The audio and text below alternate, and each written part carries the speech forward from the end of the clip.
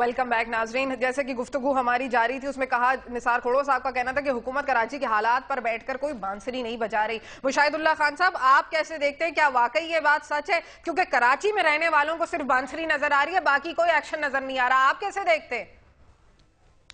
دیکھیں بات یہ ہے کہ اب بانسری وہ بجا رہی ہے یا نہیں بجا رہی, لیکن نتیجہ تو وہی نکل رہا ہے جو بانسری بجانے کے بعد نکلتا ہے. بالکل نہیں, بانسری بجانے کے بعد جو نتیجہ نکلتا ہے نا, بانسری تو علامتی بات ہے.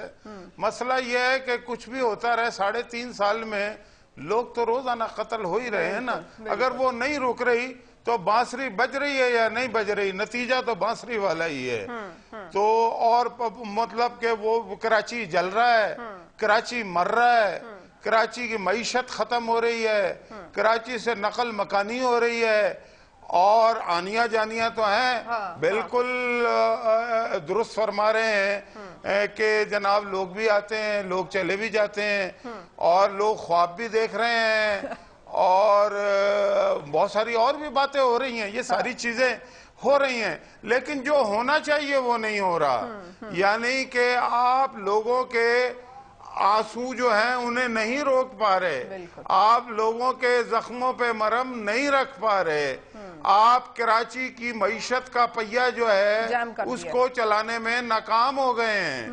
آپ جو ہیں ان ڈیلی ویج مزدوروں کی بے روزگاری کا باعث بن گئے ہیں, جو بیچارے روزانہ کماتے ہیں. مشاہد صاحب ویسے نثار صاحب نے وہ ایک وابڈا والا ریفرنس, آپ کا ذکر جو ہے نا وہ اس طرح سے نہ کریں, کیونکہ میں سمجھتا ہوں آپ بھی کہیں نہ کہیں جواب دینے کے پابند بننے چاہیے. میں نے آپ سے سوال کیا تھا کہ آپ نے افواج پاکستان کو استعمال کیا وابڈا کے واجبات کے لیے, کیا آپ کو نتیجہ وہ نکلا جو ابھی تک چل رہا ہے؟ ابھی تک یہ ساری کچھ چیزیں میں اس لیے کہہ رہا ہوں کہ جب آپ کہہ رہے ہیں کہ وہ کچھ نہیں ہو رہا جو ہونا چاہیے, تو اس کے لیے حکومت کوشش میں لگی ہوئی ہے کہ وہ چیزیں ہو جائیں کہ ہم کم از کم پاکستان میں کراچی میں یہ سکھ کا سانس ہم لے سکیں. آپ کو بھی ماننا پڑے گا کہ 1977 سے لے کے اس وقت تک جو اسلحے کی ترسیل جاری رہی اس کو آپ کی حکومت بھی روک نہیں پائی تھی, اور وہ اس انداز میں اس وقت بھی آپ کو مجبوراً یہاں تک جانا پڑا تھا کہ سندھ میں آپ نے گورنر رول لگا دیا تھا. امن امان کے مسئلے پر گورنر رول لگایا تھا آپ نے, کسی اور بات پہ گورنر رول نہیں لگایا تھا. آپ اس وقت آپ بھی ان ساری چیزوں میں بیٹھے ہوئے تھے لیکن کنٹرول نہیں کر پا رہے تھے. ہم نے اس پولرائزیشن کو ختم کرنے کے لیے سب کو آن بورڈ لے کے آگے بڑھنے کی کوشش کی ہے کہ سب اپنی ذمہ داری محسوس کرتے ہوئے امن امان کی طرف قدم اٹھا سکیں. جی مشاہد صاحب دیکھیں کہ پہلی بات تو یہ ہے کہ مجھے پوری ایک تو میرے ان کی آواز ابھی بھی ٹھیک نہیں آ رہی.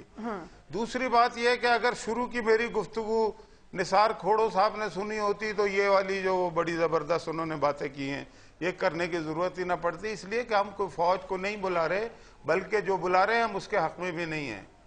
نہیں, وہ یہ بات نہیں کہہ رہے, وہ کہہ رہے ہیں کہ وابڈا کے جو واجبات تھے جس کے لیے آپ نے بھی بلایا تھا فوج کو, تو وہ اس کو ریفر کر رہے ہیں اس والے واقعے کو, اور اس کے بعد کہہ رہے ہیں کہ وہ آج تک نہیں سالو ہو پائے. نہیں, بات یہ ہے کہ وابڈا کے اب مسئلہ وابڈا کا رہ نہیں گیا. میں اس کی مثال یہ دیتا ہوں کہ 90 سے 93 تک انٹیریئر سندھ میں ایون لوگ کانوائے میں چلتے تھے, مغرب کے بعد کوئی سفر نہیں کرتا تھا. ہم نے وہاں پہ امن دیا تھا یا نہیں دیا تھا لوگوں کو؟ ہم نے کراچی میں بھی امن دیا تھا, ایسا نہیں ہے, اور ہم ایگزرٹ کرتے ہوئے نظر آ رہے تھے. میں یہ کہہ رہا ہوں کہ آپ کی جو لا انفورسمنٹ ایجنسیز ہیں وہ پراپر استعمال نہیں ہو رہی, اور جنہوں نے استعمال کرنا ہے وہ خوابوں کے سہارے سے حکومت چلا رہے ہیں, اور اس لیے بے چینی بڑھ رہی ہے. بات یہ ہے کہ یہ بچہ بھی اس بات کو فیل کر رہا ہے کہ 3.5 سال میں لا اینڈ آرڈر کا مسئلہ حل نہیں ہوا.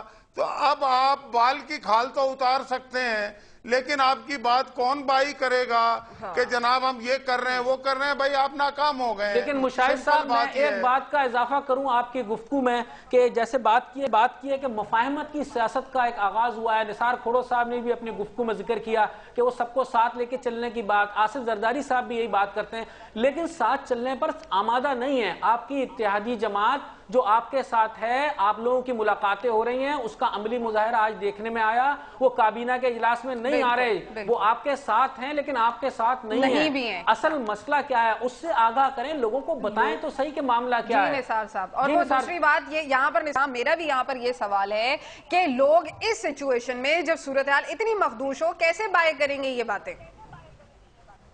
دیکھیں جناب، کوئی ایک جماعت جو کابینہ کا حصہ ہو، اس نے پرائم منسٹر صاحب کے آنے سے پہلے اپنا ایک آبزرویشن دی تھی، احتجاج کیا تھا کہ ہم اس نظام کو جو چینج کر دیا گیا، پھر سے وہ 2001 والا نظام جو واپس رائج کیا گیا، اس پر ان کو اعتراض ہے۔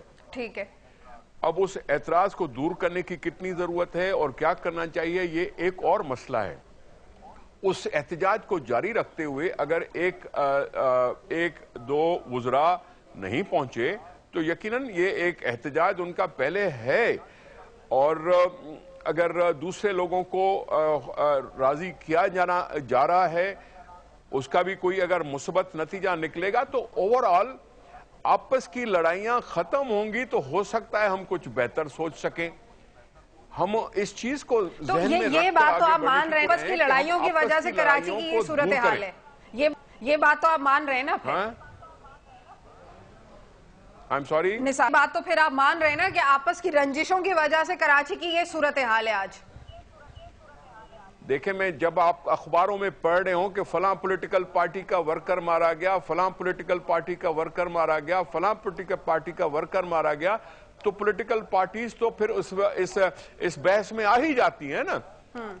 ہم تو پہلے یہ نہیں ہوتا تھا، پہلے ہوتا تھے کہ جی ہاں کوئی لینڈ مافیا ہے، کوئی ڈرگ مافیا ہے، کوئی اوسط مافیا ہے، اس طرح سے چل رہا تھا۔ لیکن پھر جب پولیٹیکل ورکرز مرنا شروع ہو گئے تو یقیناً پھر پولیٹیکل پارٹیز کا بھی ذکر آئے گا، اور پولیٹیکل پارٹیز کے پاس یہ بہترین موقع ہے کہ وہ سارے کٹھے بیٹھ کر کوئی ایک ایجنڈا بنا لیں، اس پر عمل کرنے کے لیے ایک بسم اللہ کریں۔ یقیناً آپ دیکھیں گے، ہم دیکھیں گے کل کو الیکشنز ہوں گی، یہ جھنڈے اتارنے سے کچھ نہیں ہوگا۔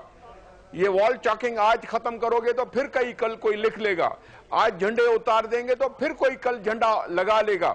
یہ جھنڈے اور یہ وال چاکنگ یہ یقیناً ہماری سیاست کا ایک حصہ بن گئی ہے، لیکن مسئلہ یہ ہے کہ قوم کے ساتھ وعدہ کرو اور اس پر عمل کرنے کی مطلب کوشش اس کا کرو، مطلب یہ کیونکہ لوگ کسی کے گھر میں آنسو جو بہتا ہے کلوزنگ ریمارک دے دیں، لیکن میرا یہ پوائنٹ ہے کہ یہ بات تو مان لی گئی ہے کہ سب کٹھے بیٹھیں گے تو مسئلے کا حل نکلے گا، لیکن جب تک کٹھے نہیں بیٹھیں گے تو پوائنٹ سکورنگ اس طریقے سے روڈوں کے اوپر لاشوں کی صورت میں ہوتی رہے گی، یہی یہاں پر بات ہے۔ جی رفعت صاحب، میں اس میں سے بھی کہوں گا، نثار کھوڑو صاحب آپ سے پوچھوں گا کہ جب تک جو مقدمات بنتے ہیں اسے بھی بارگننگ کے لیے استعمال کیا جاتا ہے۔ ایک مقدمہ ابھی حال ہی میں جو بنا کورنگی میں پولیس والوں پر جو فائرنگ ہوئی تھی، اسے بھی بارگننگ کے لیے آپ نہیں کہہ سکتے کہ ایک طرف آپ اس جماعت سے بات چیت کر رہے ہیں جو آپ کی اتحادی ہے، دوسری طرف یہ تاثر دیا جا رہا ہے کہ وہ اس کے لوگ اس میں موجود ہیں۔ تو بات ہے کہ یہ اسے سیاسی بارگننگ کے لیے ان مقدمات کو استعمال کیا جاتا ہے۔ کیا سیاسی جماعتوں کو اس صورتحال سے نکلنا ہوگا، اور اگر یہ نہیں نکلے تو یہی صورتحال نہیں رہے گی پھر؟